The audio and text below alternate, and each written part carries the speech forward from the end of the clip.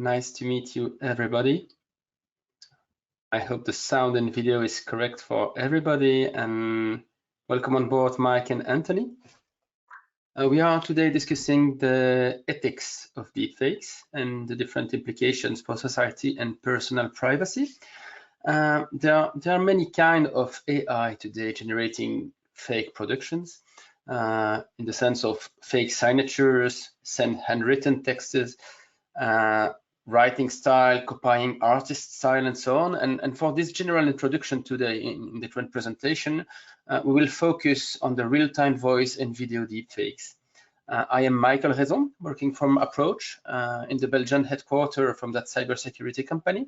I'm responsible for the defense, aerospace, and drone business vertical, working for the military people, but also with emerging technologies.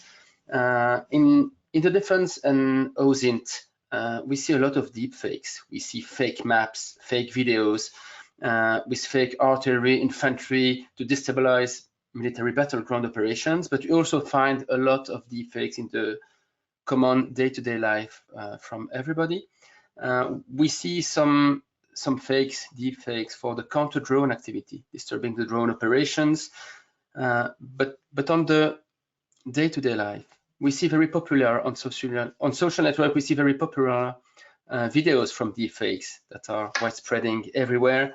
I'm, for instance, referring to the video showing Leonardo DiCaprio doing a speech about environment and sustainability, and then you see different pictures from different people, famous people, coming from the politics, coming from other TV shows, and so on, and you hear their voice while seeing Leonardo DiCaprio. And this is quite impressive to see how deepfakes realize amazing stuff today. And whether you prefer the deep Tom Cruise effect or the Leonardo DiCaprio, it might be fun to compare them. So today we have an interesting panel. Nice to meet you. Let me introduce you to my first co-panelist, Mike Boutwell, from InfosecProgramPartners.com in California. How is it today in California? Actually, I'm in Bratislava, but so far it's pretty hot and humid. Yeah, I'm actually originally from California, so that may be where the confusion is. But yeah, that's it. Can you please give some brief word about your career? You have 12 years of experience in Europe, but what did you do? Yes. Overall 15 years, but 12 years in Europe, correct. I started off as a security engineer working in the payment card industry. After that, I worked in telecoms as a security architect, and I advised executive management on security strategy.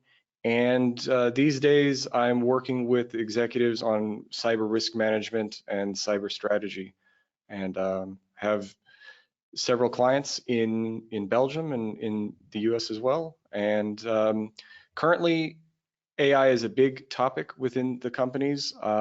Everyone's looking to leverage it, but also leverage it in sort of a smart way. So great. So we'll probably discuss the risk-based approach with what you are telling right now. That's interesting. Today we'll discuss the aspect of ethics over the deepfakes, not only the precise cyber risk, I would say.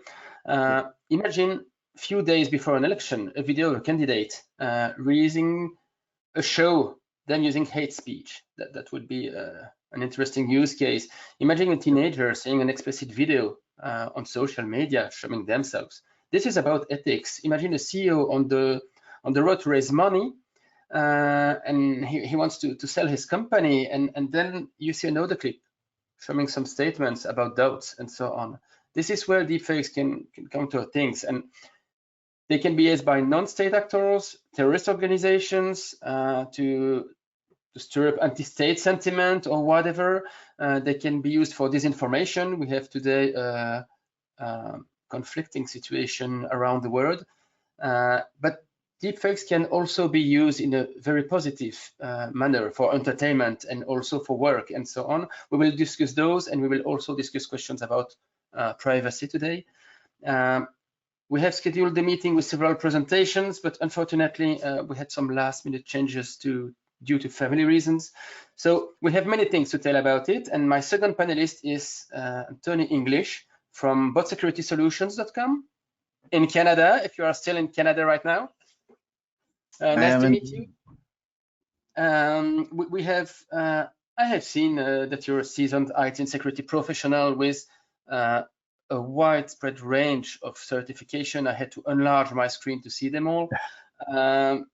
You have worked in many industries, healthcare, utilities, and so on. Can you tell us some words about you? Sure, yeah. I started out in law enforcement, working in IT and communication systems, and got a taste for security there, and branched out into lottery and gaming. Spent quite a few years in lottery and gaming doing security work there internationally for a large, well, the largest lottery and gaming supplier in the world, and ran into some interesting scenarios for security and risk management, but also incident management. And now I've done a few things in between too, but now I'm Vice President of Security and a CISO for an organization out of Montreal in Quebec, Canada, and really enjoying that. I've seen that you have been part of many committees as well. Yes, indeed. Yeah, I've served on Canada Standards Council Committee on IT security, reviewing ISO standards before they become accepted in Canada and making recommendations. I've served on committees for Cloud Security Alliance, for ISACA, for ISC Squared, for the International Association of Privacy Professionals as well. Okay, great. So I will crystallize your presentation and say that you are the guy from the game sector. That's interesting because deepfakes and so on, there is a part of entertainment in there. And the question today is, having that part of entertainment everywhere that is necessary also at professional level, the question is how to deal with those deepfakes, how to behave with that not always trustworthy environment. I had the chance recently to have a very funny discussion with Darth Vader, personalized or impersonating another person. I have been discussing with that Forefront AI, which is kind of some of deepfakes, but simpler one. But there are more advanced systems. I have also made some race car in my own village on the countryside, using the frame synthesis maps over the word, and you can do whatever you do. Deepfakes are also useful and can be used to entertainment, but also for propaganda and so on. Mike, tell us a bit about those positive and less positive aspects of the AI. Yes, so you mentioned some pretty interesting use cases. I'll give one example that's both positive and a negative at the same time, the political one.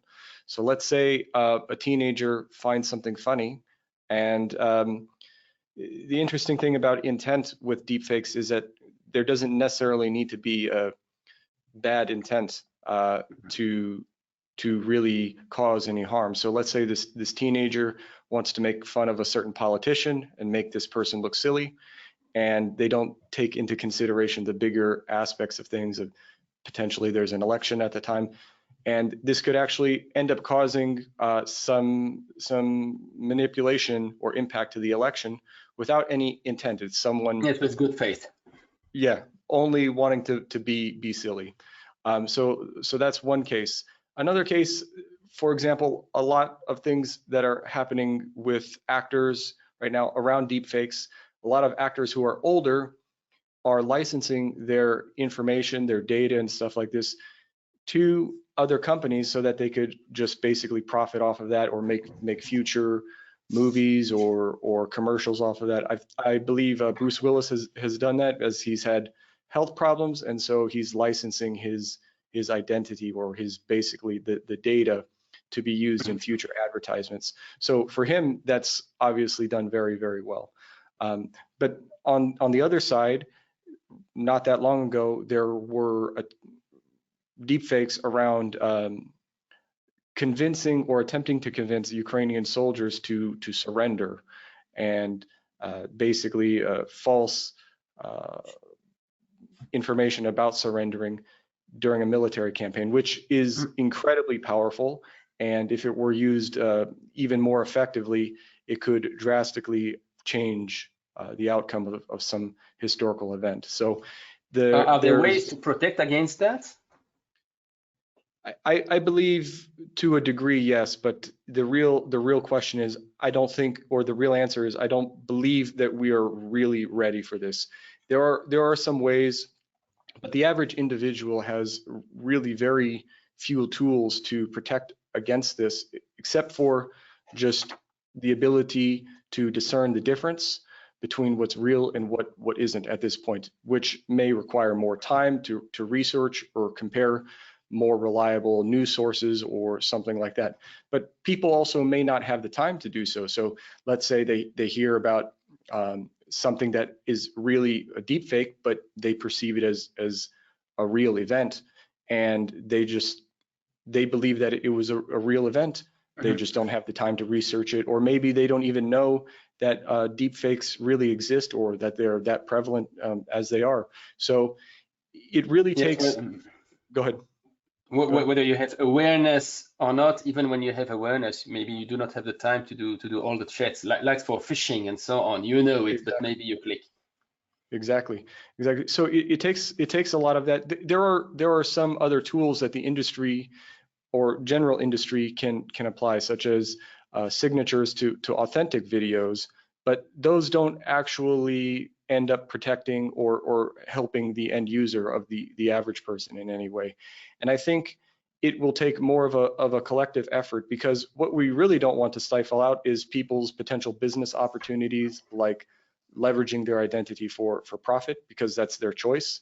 That's an ethical way to leverage deepfakes. But we also need to be able to guard against all of the potential harm that they can cause. And I think only more of a collaborative approach from industry to take a more comprehensive view can really address these issues. Yes, we also see that digital identity is a very hot topic today with digital wallet and all the anti-money laundering regulation with the KYC, KYT. So know your customer.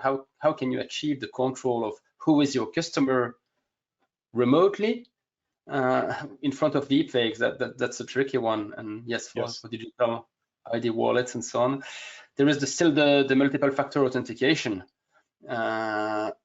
Maybe a question for Anthony. May people consider that a secure token or a PIN code you might have in man might be, or received by phone, might be a stronger authentication than having a picture or video that might be a deepfake? Well, yeah, for sure, because of course deepfakes are very good at mimicking actual human beings, and they've gotten better, and they're going to improve more, because now we're seeing deepfake technology being coupled directly to AI technology, proper AI technology in the back end, so it can adapt in real time, which would mean I could be interviewing someone, for example, for a job. I might not know that's the actual person I'm talking to, or if it's someone else I'm talking to who's an expert on the field and not really the person I'm hiring. A great example recently was TikTok's sort of turnaround. TikTok decided to ban deepfakes back in 2020. And now we can see this whole deepfake channels sitting on TikTok that look real. They're really well done. The use of deepfakes for things like emulating real humans, that's pretty common stuff. It's been common for decades in technologies like CGI, in movie making, where the Star Wars movies, the last round that came out there where they had to redo Princess Leia and a younger version of herself, they used CGI technology to do that. It was nowhere near as good as a deepfake would be as far as emulating that face and emotion and everything. So I think the use of deepfakes in the entertainment business certainly will continue to grow because it's a better tech for that purpose. Now, using it to identify yourself to a security system, it's probably not a great idea to use video anyway, or images as a security measure, because they can be faked. They can be faked before, and they can be faked. Maybe there may be path in between technology and image control. Well, the image might be certified, and you will have a locker, like for the HTTPS. You have the lock on the head of the image showing you that this is genuine image, or I don't know the. Absolutely. In fact, there's the United States has passed it, or is trying to pass the Deepfakes Accountability Act, the DAA. Have you heard about that one? It's pretty interesting stuff to read, but I don't know if it's enforceable in any way possible. But they want watermarks on deepfakes. They want them to be ingrained with an indelible image in the back telling you it's a fake. I think the already in the bag on that, though I don't think they can reverse engineer all the current deepfake technology to meet that requirement. Yes, we'll probably discuss in deeper section later on this panel about the regulations and what we can be doing for the sustainability of all what we are creating today. We have seen also interesting cases in the sanitary crisis. We have seen more and more students passing exams at home with a camera and with some anti-cheat mechanism. So I will ask you a second question, Anthony. Will schools have to implement anti-cheat mechanism inspired from the gaming sector, from esports and so on, to have some unbreakable certified cameras at home to make sure that you won't cheat anymore? That's a big task. It sounds easy, but it's actually quite difficult. And remarkably, that technology works best if you put AI in the back of it to do this sped up analysis of what's happening in real time. So it's ironic that that tech for security works better using technology that builds the stuff that creates the problem to begin with. You're sort of coming full circle, but that's the best way to do it. Use the tech against itself to analyze itself for the security. And that was interesting also in that, because we are all using many free tools over AI and deepfakes. And do you think that we are in front of additional costs for securing those free tools? And in the end, the payment mode will be there on the security side? I think if you're doing responsible AI, like ChatGPT, for example, they had 2 security breaches right out of the gate, big ones, which weren't great for them. But they've put in measures to try to make it more secure as an AI tool. A lot of other AIs have already done that before ChatGPT.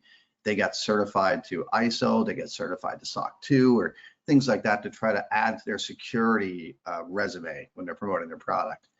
I think that's probably the best way forward. Look for if you're going to use AI, you're going to use that kind of technology commercially, use companies that are certified to something that holds them accountable, some kind of security certification.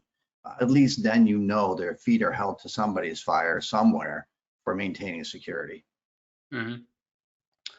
Let's come back to the finance industry. While many people are talking about decentralization, like Bitcoin or the cryptocurrencies and so on, and still in the digital identity paradigm, we mean decentralized identity is one hot topic as well. Instead of using the self-sovereign identity on which you might not be able to trust it, delegation of authority mechanism like SAML, open authentication and so on are used by people every day. For the non-technical, it's when you sign in with your Google or Facebook, Meta and Microsoft account to get connected on a different platform, because you're all trusting the same intermediate decentralized platform. And smart agents will have a very central place in the future. And probably those in the digital economy, those smart agents will have to invest a lot and act against deepfakes, implement counter algorithms and so on. And probably they are already investing for long on getting secure authentication systems. You know, the CAPTCHA mechanism, you know, the I'm not a robot mechanism, but tomorrow it will be the same against deepfakes. You will not tick about the buses or the red lights you have seen on the screen. There will be ways to identify you not as being a deepfake. This next generation is under development. So a question for Mike. Mike, we will have to rely on those systems. Who will be able to implement a solid system? How can we trust them? Trust is a very fundamental question in this case. It's a great question. I don't think we'll ever really be able to fully trust any of these, but Tony brought up a good point, which is very relevant here, is that the best systems that are going to be able to protect against these types of attacks are AI-based systems. So the more that deepfakes are used and the more people that use deepfakes, the more people put their information out online, video, audio, whatever, the more information deepfakes have or the systems to create deepfakes have, and the better they become.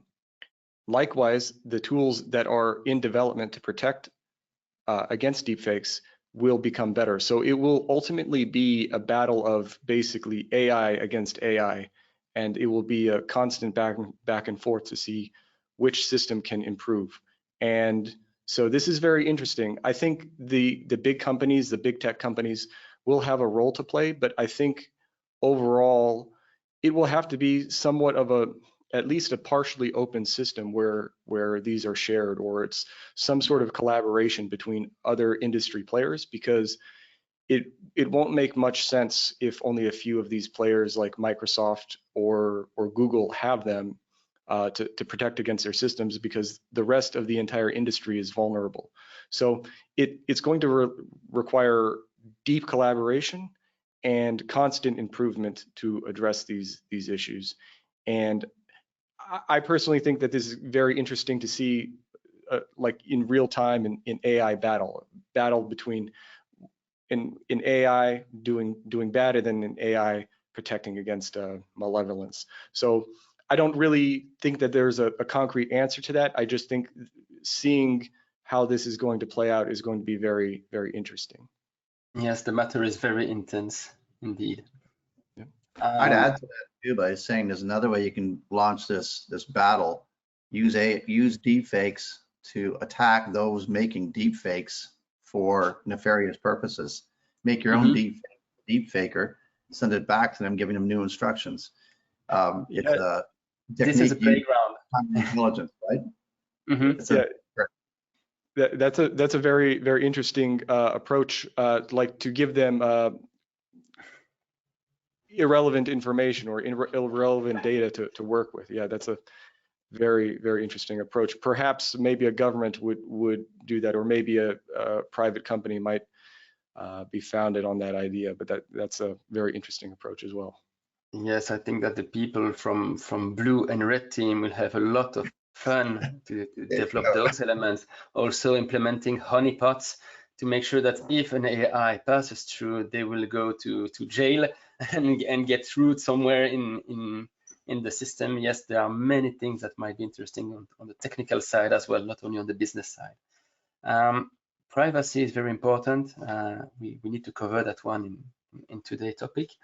And not only the privacy in the sense we want to secure the information from the person, but for many companies, what is also important is to get protected against any claim for non-compliance, for instance. There are growing amounts of non-compliance claims. So companies try to do all what they can to achieve compliance. And in this present emerging technology topic, it's not easy because it's not very much defined. Companies need to secure personal information in the CIA triad: confidentiality, integrity, availability, like everybody else. Implement the incident response and so on. But how do you make that with the deepfakes? Question for Mark. For Mark. Will we need additional guidance from the regulators on how we can implement the right privacy safeguards against emerging technologies like deepfakes? I would say that this is both no and yes. And the reason it's no is because already today, so many organizations don't fully adhere to privacy controls very well. And the fundamentals themselves aren't adhered to, which means end users are giving up data which they don't really know the full implication of really that action. And a lot of organizations are really struggling to comply. So in the very near term, that gap and that issue needs to be addressed, which has nothing to do with evolving law. But as the technology evolves, we will definitely have new findings, new information about how this impacts privacy. And I believe the law will evolve in time. It might take a few years because the technology will definitely evolve much quicker than the legislation. But I believe that the real core of the issue is individuals handing over their data when they don't fully understand what exactly they're doing. For example, with ChatGPT, they don't understand that when they're inputting something, that's going to someone else's system. And so if you extrapolate that to photo, video, audio, people need to be aware of exactly what they're doing. Yes, in the defense sector, we're covering that a lot with approach where they do not realize that doing that, they might do export. And when you are talking about military export, it's very much regulated, you know.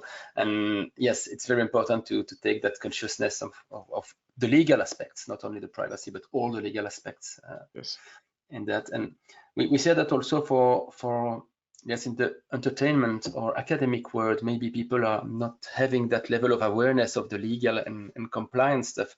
I have noted 2 examples for museums and school. They are using deepfakes to liven up education and exhibitions. There is a Dali museum in Florida. There is the Spanish artist has been revived, and he's talking to the people with some AI and deepfakes, and that is interesting, but that raises a lot of questions about that. We have also seen questions about author rights, the different right of property rights, and the right on the reputation and the personal image. AI generated content are for some considered as public. There was a question about that. I'm taking a photograph, I'm taking a picture from La Joconde, extending it with Midjourney or whatever, with Dali, and then who belongs that new picture to? Is that a public image or is that a private image? And what is the relation with the author and the rights of the authors in terms of money and so on? There are many questions about that.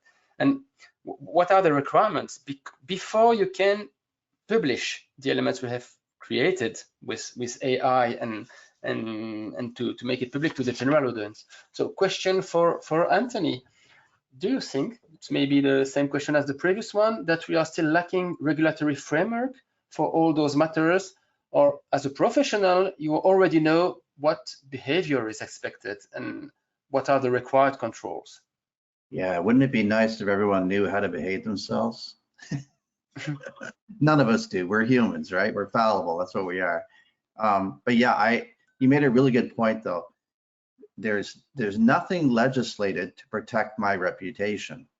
If my reputation gets impinged, or even if my copyrighted information gets taken and reused without my permission, I have to go to court. I have to hire lawyers, and I have to lawyer up, sue people, and go through a whole process. It's completely different. With deepfakes, however, and even with AI to some extent, that problem becomes accelerated and expanded very rapidly. So there should be some kind of management around all that. I was at a conference for PECB a few years back where I spoke about artificial intelligence and the emerging risks and the fact there should be some kind of framework around it to help manage it. And I got a lot of pushback from some of my fellow panelists because they said, no, that'll kill the innovation. And I said, well, it didn't happen with IT. IT got regulated to an extent and it was not non-innovated. I think the same thing for AI and for deepfakes. AI, there's already an ISO standard, an ISO body of standards being built to help manage artificial intelligence. ISO 23053 is one to look up for anybody watching this.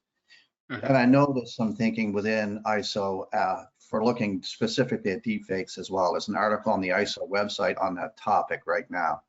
So they're obviously thinking it through. So I think it will come anyway. There's going to be some kind of a control mechanism built around it. It wasn't too successful on the blockchain use of blockchain for Bitcoin kind of thing for the cryptocurrency. The regulation there really didn't come through.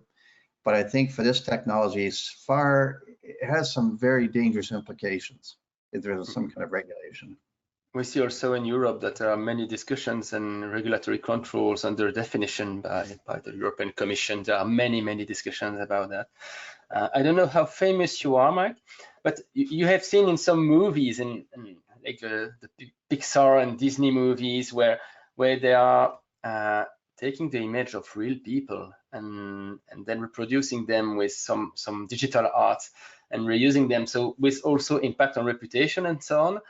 Let's say that you are very famous, you see that kind of video, and today there is no regulation to protect you against that, and maybe you are not happy, so you have to sue someone.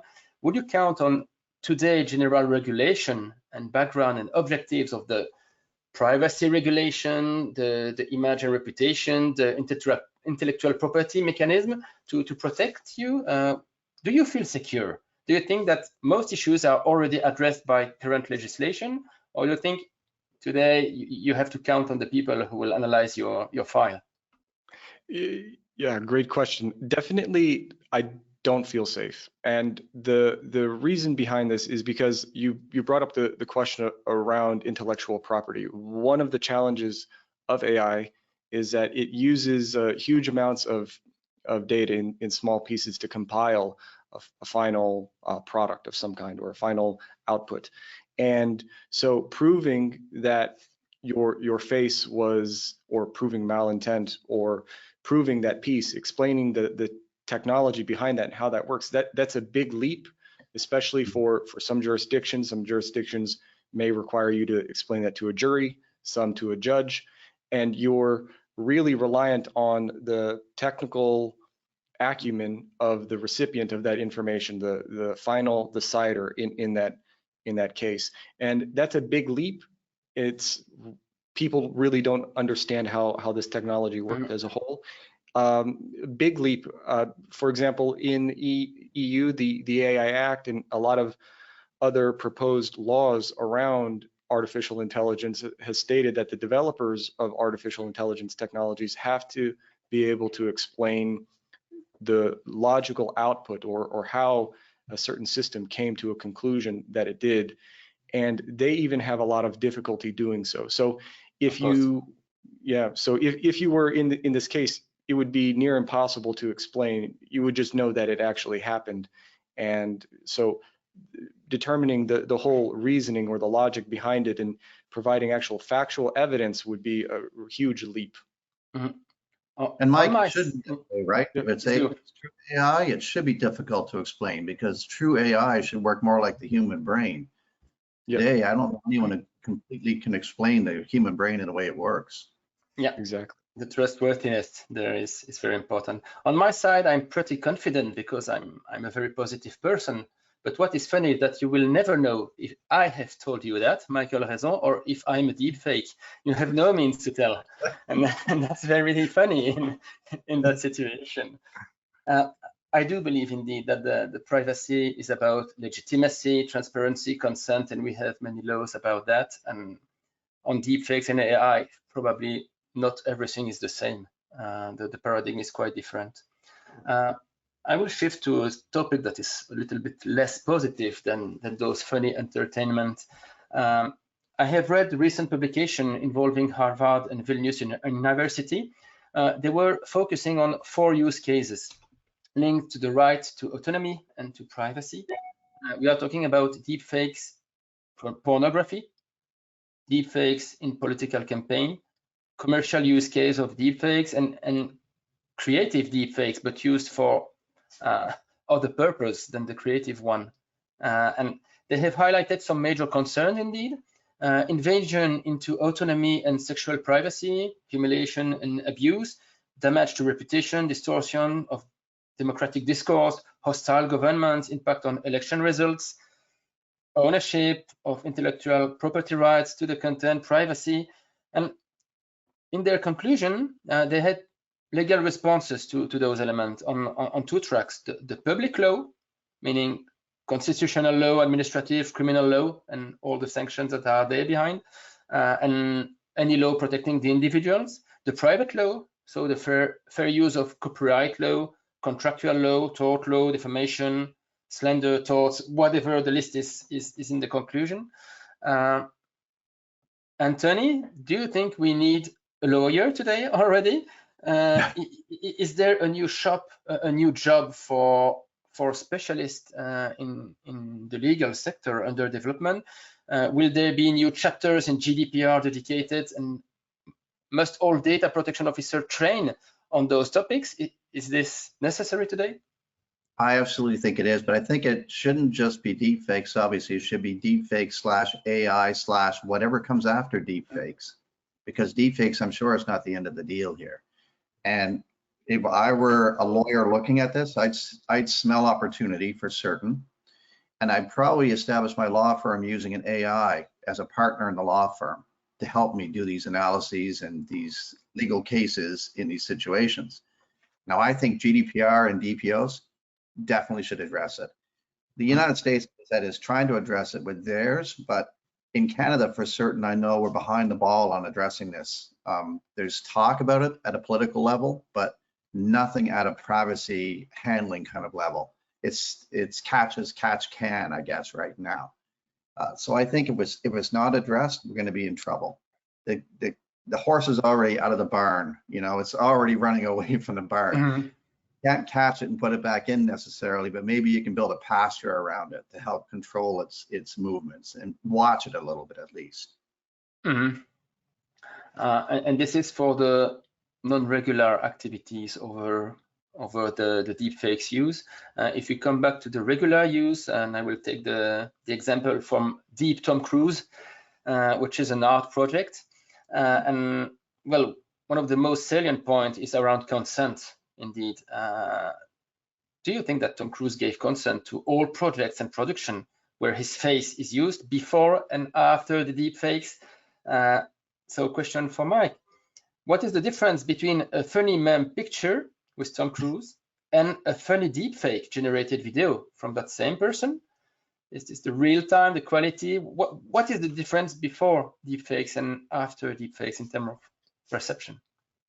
Well, with memes, for example, most people would be able to identify relatively easily that that's either a parody or a joke of some kind, or well, and with deepfakes, it's just not the case. Deepfakes are exponentially more complex and overall higher quality, so it's difficult for most of the average people to discern what's a deepfake and what's not. You can see this where there's podcasts and people are fact checking in real time on the podcast. There's like a podcast producer, someone brings up and they say, there's an event that this happened, and then they go and they check it up and they say, oh no, actually that was a deepfake. I've seen it happen 3 or 4 times. And so it's very difficult for the average person to discern what's a deepfake and what's real, whereas a meme, it's relatively maybe there will be to address that an official logo or stamp watermarked or visible to the people. So this is a deepfake, so take it into account. That would be great, but Tony touched on this previously. It's difficult to enforce that because you have to, I mean, software is a global thing, and smaller countries especially have difficulty enforcing these laws. So how do you enforce laws across border, right? So yeah, Wolf News is a good example of that. You heard about the Wolf News incident where they had AI generated newscasters saying things that were totally untrue and promoting Chinese kind of, or China political kind of aims, and they couldn't be stopped. Yes, threat intelligence is highly impacted with that, and open source intelligence and so on as well, because of the volume of this information. Earlier, you could just check, okay, do I find it on a regular information or not? If not, okay, this is a fake. But today, with the amount of information that might be generated in AI, it is truly invasive in the work they have. They have 10 times the work they had yesterday. So imagine tomorrow. I think we are really close to the question and answer. So I will continue with 1 or 2 questions. Still for Mike, if we invent a permit for being allowed to generate a deepfake, what would you put in the first verification process? The good knowledge and training of the person creating deepfake, the use of certified trustworthiness systems, or a strong vetting process, checking the nationality, the relations, I don't know. What would you put first in the control of people doing that? Well, all of those are very nice, but I frankly think it's a bit futile because it's never really going to solve the problem. And I think pretty much you can do that, but if someone wants to create a deepfake that's malicious, they're going to do it. So I don't think regulation really is going to have very much of an impact. I think a bigger impact would really be a concerted effort with industry to try to prevent it, because the industry, the developers behind technology can really have technological solutions to do this, to really determine what is a deep fake and what's not. And really the intent of it can most likely, most of the time at least, be discerned from the actual content of the video and the context. So I don't think laws, as odd as it may seem, are really very relevant because they're too slow and they're too rigid. Software and malicious actors are very creative, flexible, adaptable. The two don't really mix very well. Final question for Anthony before the Q&A. You have mentioned in this meeting the fact that smaller countries or companies might not have enough resources to implement everything. And so in the end, also for checking the genuinity of an image, they won't have the means to identify that. And we are in front of two cases. You have an image in front of you, and maybe it's a false positive. The question is, what is more dangerous? Is it more dangerous to be in front of a false positive that you reject, and then you don't do your business or your activities because you reject a regular image, or to accept an image that with the resource you have, you did not identify as a deepfake? Yeah, and you know, the real risk decider factor there, I think, is going to be the urgency of what you're currently engaged in. So if you think you need to do something and you need to get it done quickly, a deep fake can often suck you in and make you do it. But if you're not feeling a sense of urgency, if you can step back and analyze it and make a proper, clear decision, better to discard it. And there are some tools you can use that are not expensive to help you. Deepfakes Lab, for example, is an open source tool, one of the most popular on the planet for working with deepfakes. You can generate deepfakes with it, but you can also analyze them with it to determine based on a lot of factors if it is a deepfake or not. CNN has a tool they've built for themselves, so they're using with their own neural network to analyze for deepfakes. BBC is also doing the same thing. There's DeepTrace, there's Sensity. There's a bunch of tools out there now, and there's more coming. So yeah, there are. I have seen many of them. Yes. Yeah. So there are options for companies or countries that aren't that big to use tools, some open source ones even, to help make good decisions on deepfakes. Great. I will have a look at the chat bar to respond to the question they have raised.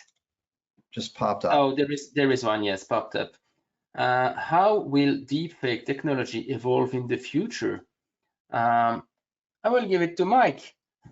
This is a great question. I actually think that deepfake technology will get significantly more advanced to the point where it will be really very difficult to tell or to be able to discern if it's actually a deepfake in real time. So like Tony mentioned, well, there's already technology out there where you can give educational courses or presentations, and if you have enough money, you can actually buy very high quality deepfakes out there.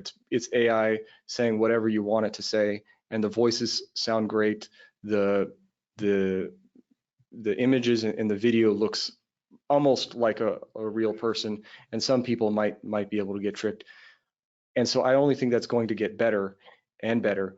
And the more information we put out there, the more that the AI and the actual people who are building these deepfakes are actually going to be able to create. So it's a case of it's going to get so close to real that for most people it won't be able to be, you won't be able to differentiate between the two.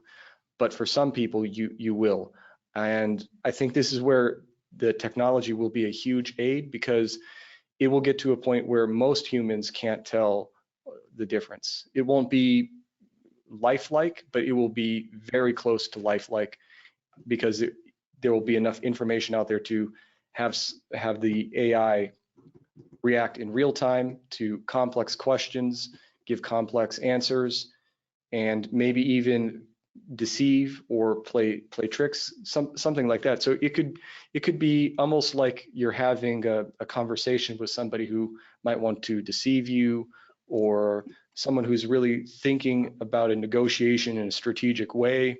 So more complex and more of a geometric, almost thought-like approach to a conversation, for example. Yes, and there is also that discussion about the point of singularity, where AI will be better than us. I don't think we have to go there to face difficulties. If you go back to before the deepfakes, the phishing campaigns, we all know. In the defense sector, we see that in the supply chain, we are facing a tricky difficulty where good spams, good phishing are already better than suppliers from the supply chain. We see very tricky emails coming, regular emails coming from suppliers with weird email addresses source. They're using whatever whatever domain name with a strange pronunciation, and then they're having no header. They are asking you things that you did not expect. They are sending you invoices that you did not ask for, but they are regular. And then you cannot challenge that, in the sense that in the end you need to close the door to the complete industry. And for deepfakes, we are already there yet. If the person has a bad camera, you cannot validate that it's the person in front of you. And that's quite a mess, I believe. Yep. The next question is very interesting, so I would suggest that everybody answers to that. How can a society combat the negative effects of deepfakes? On my side, I would say that one first element we see on the defense sector and all the industry is first identify them. Before acting, the identification is really key. Before checking the impact and so on, it's already a big stuff. Learning on how to identify them is very important. There are many other elements, technical and so on. I leave you, Anthony, continue the answer. Yeah, for sure. Education as well, just like with phishing campaigns, educating your users, especially in an organization, on deepfakes and the fact that they're out there, absolutely essential. And I've posted one of my recent posts on LinkedIn was about honesty online and being able to remain skeptical when you're looking at online information of any sort. It's a good idea if it's digital to question it first, accept it after. Mm-hmm. And Mike, next piece of the cake? Well, you guys, in my view, pretty much covered it all there. So, but definitely creative thinking, skepticism, questioning things, I think is very healthy in general. And I think we actually need more of that. There's not a whole lot of it today, but people need to feel comfortable questioning whether something is really real or analyzing it. And I think that sort of approach to deepfakes should be fostered, and really the education side of things needs to be discussed as well. I think it could be really fun to kind of get interesting surveys out there to kind of not tell people about deepfakes, but maybe, for example, do a survey of showing people a video and asking people, well, what do you think about this? And then after they respond to it, tell them, oh, well, you know, that's not really real. Mm-hmm. And then I think only once they experience it, they will actually learn and figure out, well, maybe I should be a little bit more careful next time. Yeah. Yeah. The next question is about the AI Act. And I would say which one, because there will be many AI acts. The one that is mentioned in here, I believe, is the US AI Act that is currently under discussion. But we have one in Europe. There are many discussions on that topic. Will it have some sort of impact on deepfakes and their regulation? The response should be yes and no, but I leave it to Anthony, the first word. Definitely yes and no. It's okay, a good thing. Start with the yes then. Yeah, well, the yes is, of course, any guidance is better than no guidance. Having something in place is great.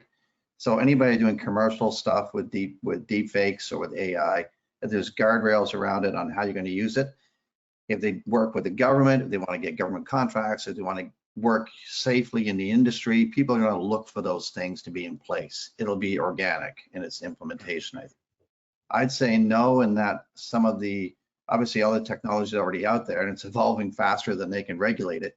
So it'll be difficult to enforce much. Mike, do you have a word for the no as well?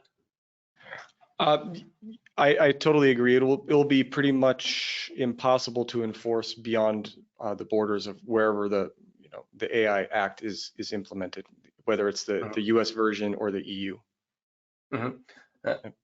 Another response would be that it will have an impact, because if it does not have an impact, it will generate the second AI Act because everybody needs an impact, otherwise we will not survive this. So in the end, it's the starting point. Hopefully it will be as best as possible, and in the end I hope we will get somewhere at the end of the journey. Are there existing laws or regulations that address the creation and dissemination of deepfake content? I would address the military side. There is CMMC regulation in the US imposed by the United States Department of Defense, mentioning the controlled unclassified information, and all those kind of information that having a law or regulation asking for dissemination control are under that regulation. So if you are regulated, you should follow that one in the US, but we have similar discussions in Europe. In Belgium, we are also working on the classification. We have a law from 1918 and 1989, sorry, mentioning the classification. This one is under refactoring today, so probably next year or so we'll see those addressing what we have. I don't know the experience you have on your side, Mike. Actually, I don't have much experience on this side, but what I can say is that the laws basically adhere to or pertain to the specific data, right? Not to actually how it's used or the output in terms of a deep fake or anything like that. I think also this is where the AI is already booming right now, and the AI regulations are really only being discussed right now. So it's going to take some time before it has any real market impact. And Anthony? Yeah, not much in this part of the planet, but it's, as I said, the US one is, they're trying, but it's not law. And elsewhere in the Western Hemisphere, there hasn't been a whole lot of work on it yet. So I'm hoping that happens soon. Great. Final question from the people. What are the difference between a hologram and deepfakes? Raise the hand. The first one will get the answer. Good question, though. A hologram is sort of like a CGI. It's more art than accurate tech. And it's not meant to be accurate tech. It's meant to be a representation. And it's not interactive in the way that an AI-driven deepfake would be. Yes, and hologram is just a technique, I would say, a media that would display an image or content or whatever, and the intention is not represented in the word hologram, while deepfake has a clear interpretation in the sense of we have made a fake image, trying deeply to convince you, and that part is interesting. So a hologram might be a deepfake, and deepfakes might be something else than holograms. So thank you a lot for participating, Anthony, Mike. It was a pleasure to discuss with you today. I heard also that PCB is really happy to have so much people in the conference today. Thank you a lot for participation. Don't forget to check the newest edition from PCB Insight magazine. There are also articles about those topics. Thank you a lot. I think we covered it, and 2 minutes in advance, we can more or less close the call. And have a nice day, everybody. All right. Thank you. Bye-bye. Bye-bye.